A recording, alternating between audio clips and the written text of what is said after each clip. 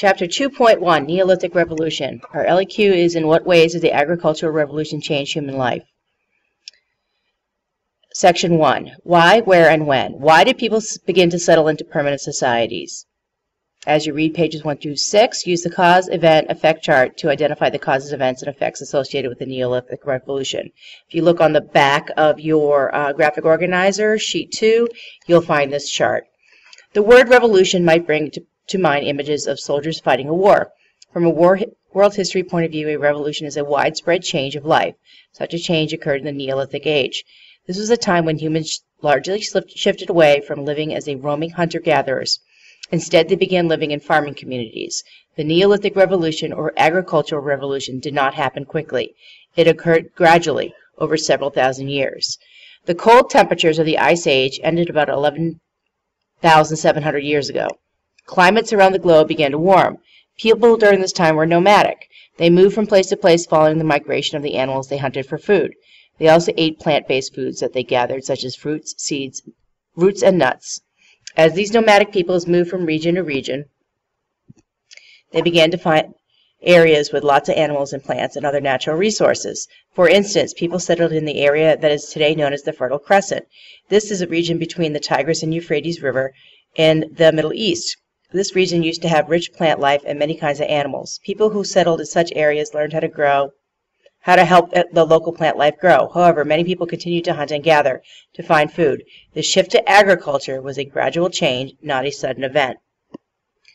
The first farmers. People started to establish settlements as far back as 31,000 years ago. However, the earliest buildings were not made to last.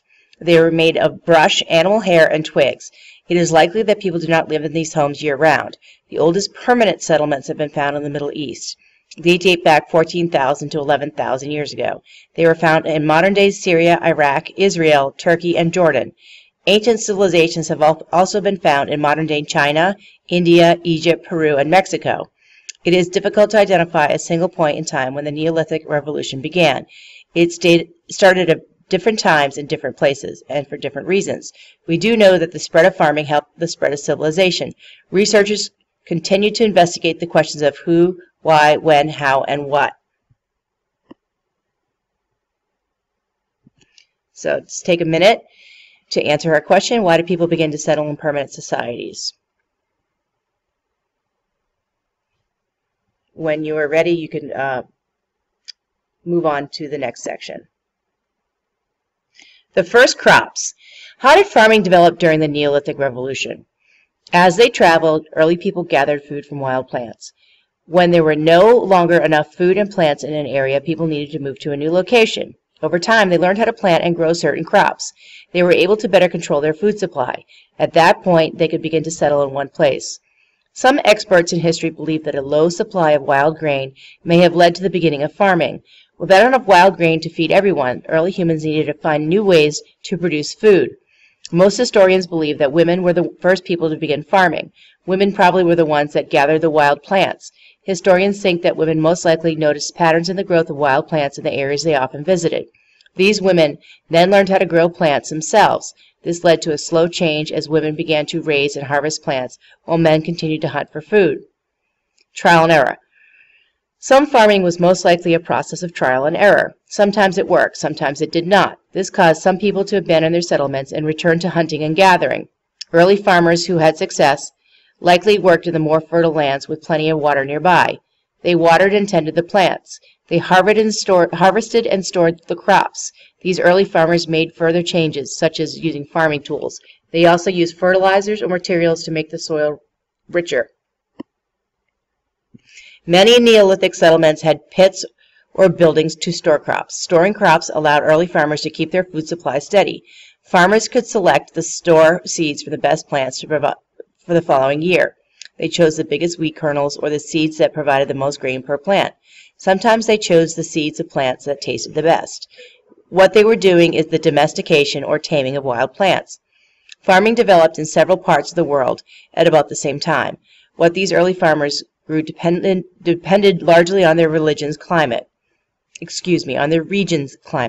Researchers generally believe that barley and wheat were the first crops that were planted and harvested. This likely happened around 8000 BCE in India and the Middle East. Farmers in the Middle East also grew figs, lentils, and rye. Farmers in China grew millet and rice. Farmers in the Americas depended heavily on corn, beans, and squash. Okay, go back up, answer our question. Take a minute, pause the video, rewind it if you need to, and move on to the next section. The first farm animals. How did domestication of animals change society? Scientists think dogs descended from wolves. They also think that dogs were the first animals tamed and raised by humans.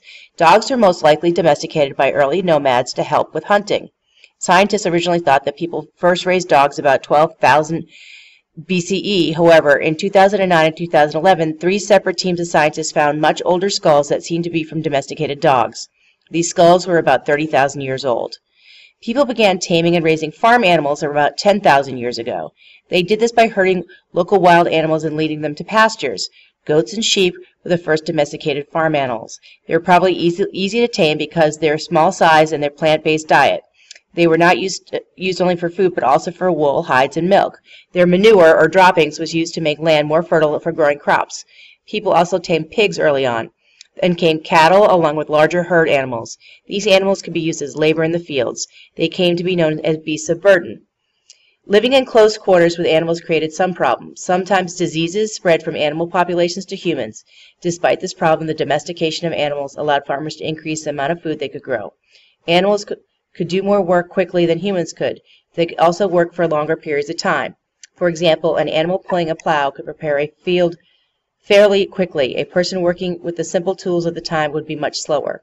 The domestication of animals did more than help provide a steady food supply. It also encouraged the development of civilizations. With the use of tamed animals, fewer people were needed in the fields. People could specialize in other activities that they were good at, such as making tools. Specialization led to the new ways of working that brought improvements to people's lives. Okay, again, pause, go back up, answer your question, and then we can move on to the next section of text. Sophisticated stone tools. What tools did Neolithic people use? Tools and the methods for making them got better in the Neolithic era. Tool making advanced most quickly in places with large populations and a steady food supply. People in the Neolithic era made tools from stone, wood, antlers, and bone. People used many of these early tools for farming. Curved blades made of flint were used to clear grain fields. Cattle then pulled plows made of stone and wood to get the fields ready for planting. After the crops were harvested, people used stone tools to pound and grind grain into flour. Flint knives and scrapers were used to butcher meat and clean hides. Coups from, that's a tough word, Catahook.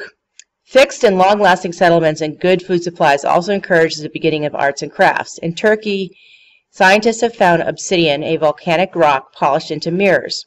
They have also found flint knives with bone handles carved to look like animals. Weaving also expanded. Looms were created, and flax was woven into clothing. People in Turkey plastered their walls and painted.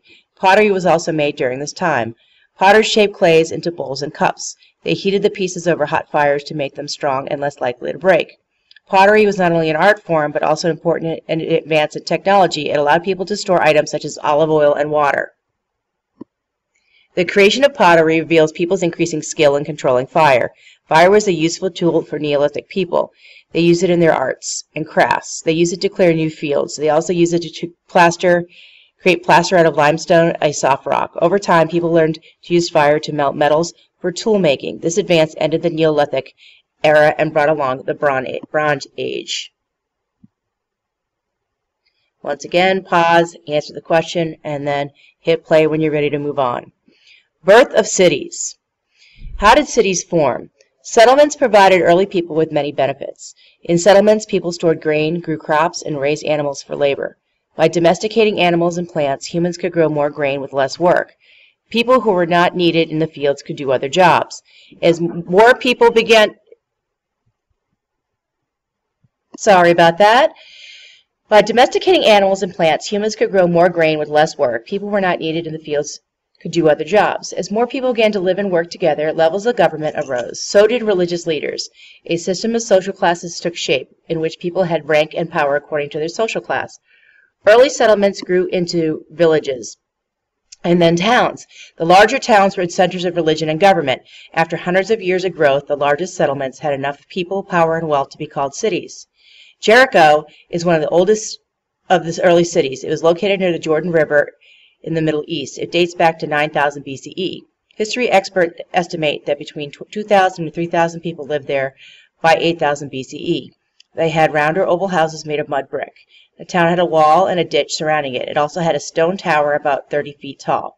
That is the earliest known structure of its type.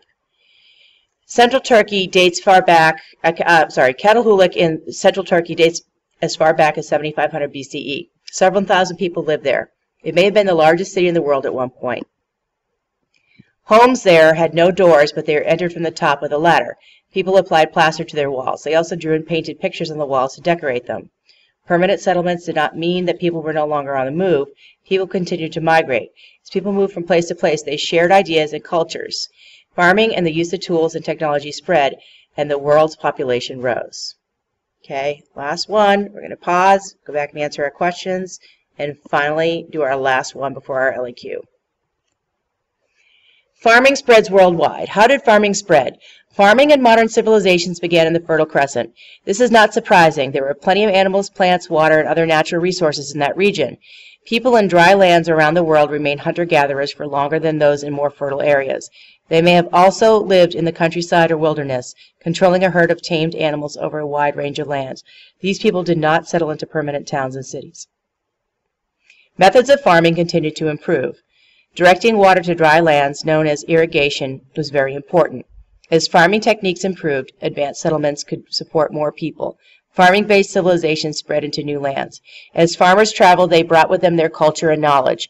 For example, people who migrated from places such as Turkey brought farming to Europe around 7000 BCE. Farming did not develop by itself in Europe like it did in the Middle East, Asia, Africa, and the Americas. Scientists who trace family history have proved that modern Europeans descended from farmers who came from Europe from other places.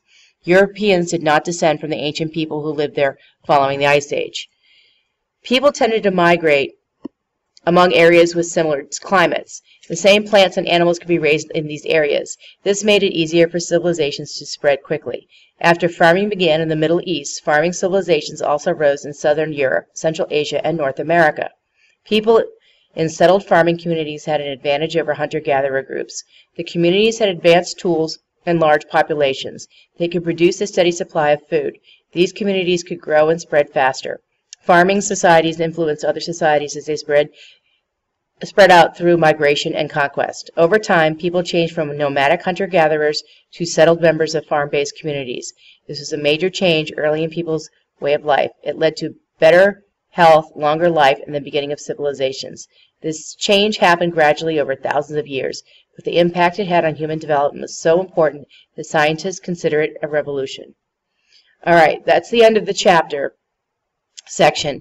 You're going to flip the page over on your graphic organizer, and you're going to complete the cause and event chart before you go back and answer your LEQ. And if you're stuck, you can come to me for help up at the help desk.